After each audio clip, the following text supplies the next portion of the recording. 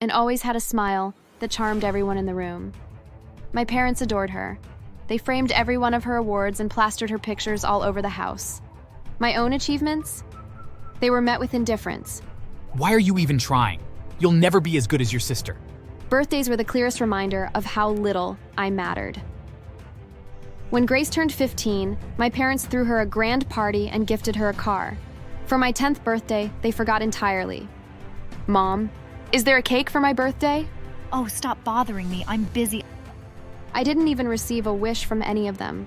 Of course, Grace hated me too.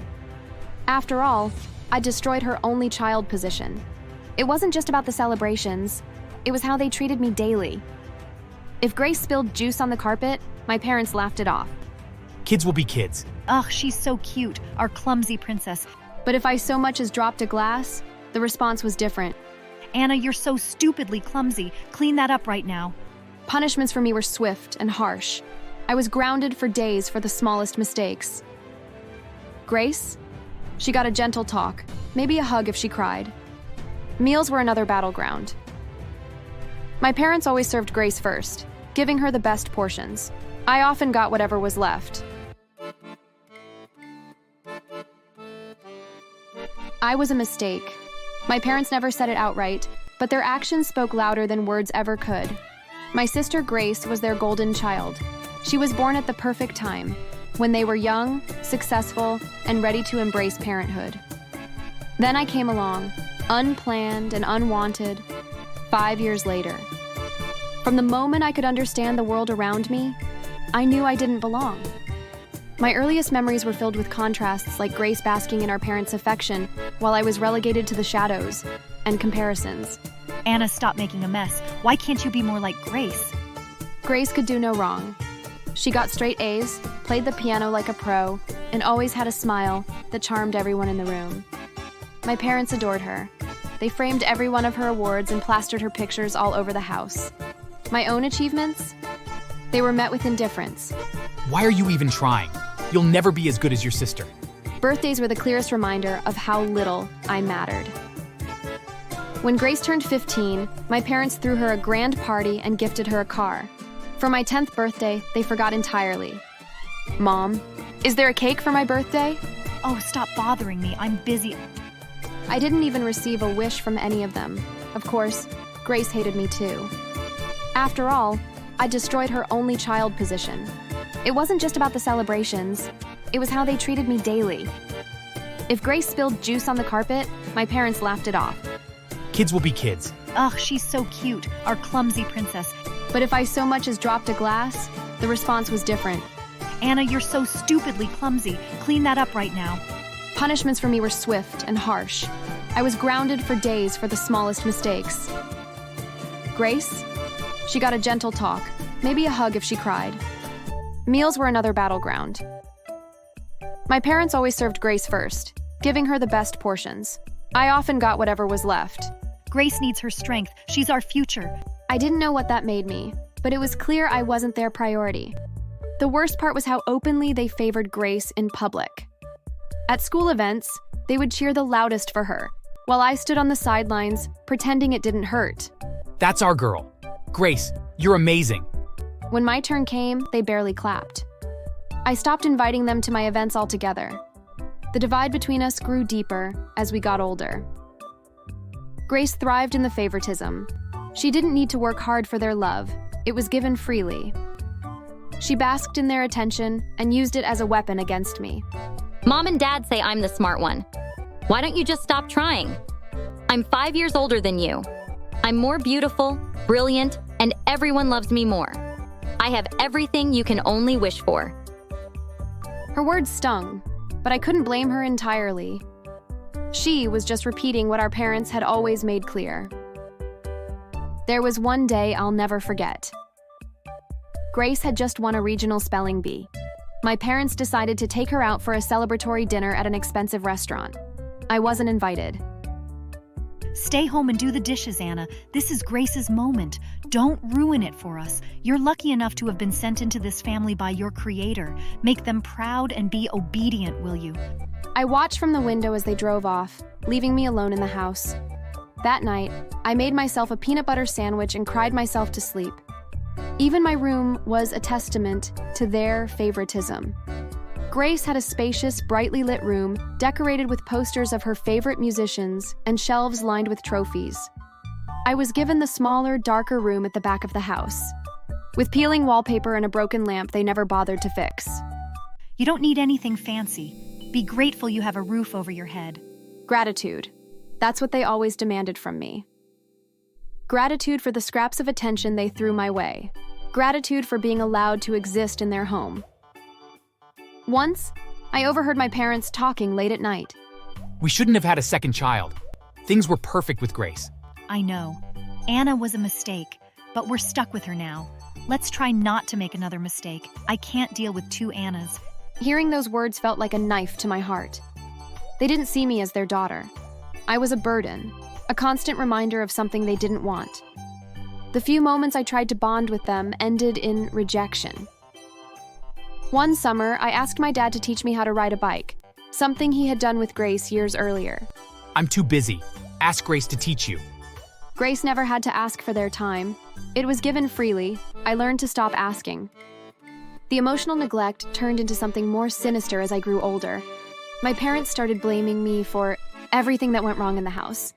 If the bills were late, if the house was messy, if Grace was upset, it was always my fault.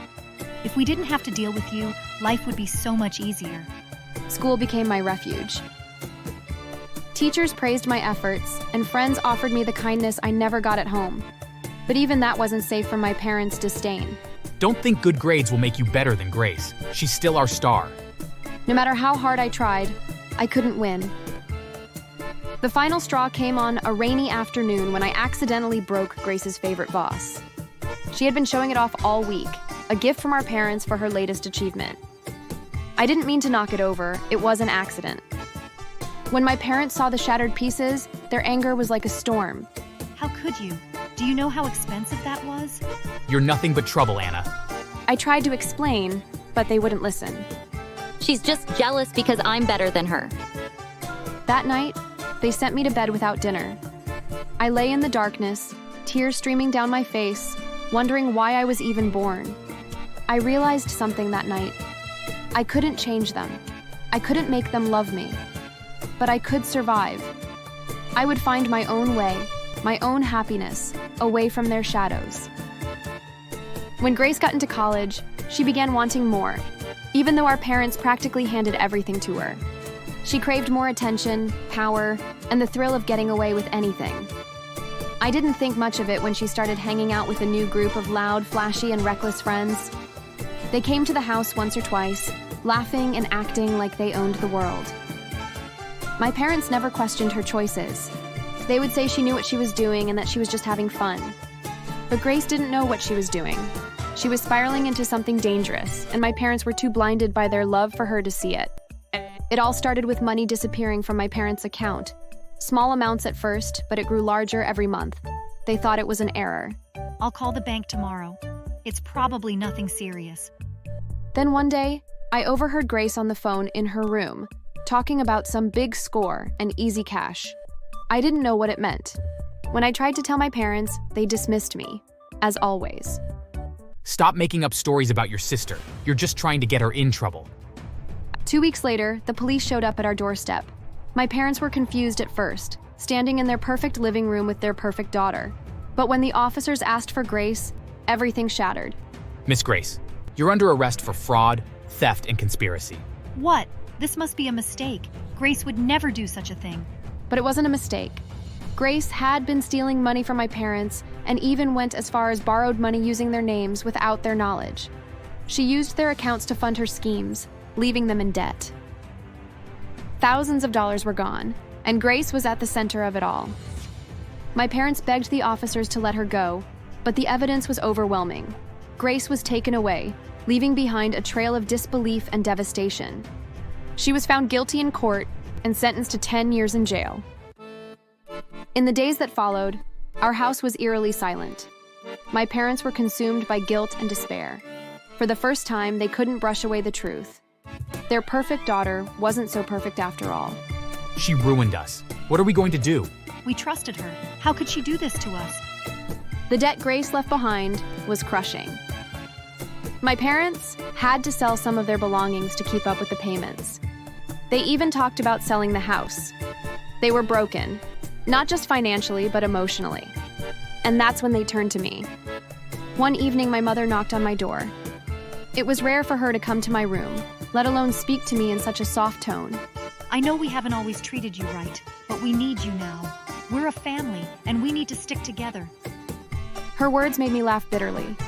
And from the look on her face, it wasn't the reaction she expected. A family? Since when have we been a family? We're sorry, Anna. We know we've been unfair to you, but we want to make things right. Make things right? You mean now that Grace isn't here to be your perfect child? Now that you're drowning in debt because of her? Don't think you can suddenly use me as a replacement. We've made mistakes, Anna, but we're trying. No. You're not trying for me. You're trying because you have no one else. Where was this effort when I needed it? When I was the one crying in my room while you doted on Grace. Keep treating me the way you always have. I don't want your pity now. Moreover, I am moving out of your house. For your information, I have been working online for a while now and have saved enough to rent an apartment. I walked past them, leaving them speechless in my room. For once, I wasn't the one seeking their approval. I wasn't the one begging for scraps of their love. In the weeks that followed, they tried again and again to reach out to me. My mother cooked meals and invited me to join them at the table. My father asked about my schoolwork and offered to help, but I kept my distance. I wasn't ready to forgive them, and I wasn't sure if I ever would. Grace's arrest left scars that would never fully heal. My parents had to confront the reality they had spent years ignoring: their favoritism, their neglect, their misplaced trust. The police informed us that they discovered Grace was 3 weeks pregnant. Grace was pregnant and didn't even know who the father was. This news broke my parents even more. Whenever she gives birth, the child will be brought to my parents. The news saddened them, as they were already drowning in debt. Due to the money my parents were paying to cover their debt, they became broke.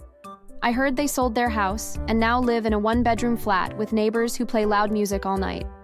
They had to look for jobs to sustain themselves.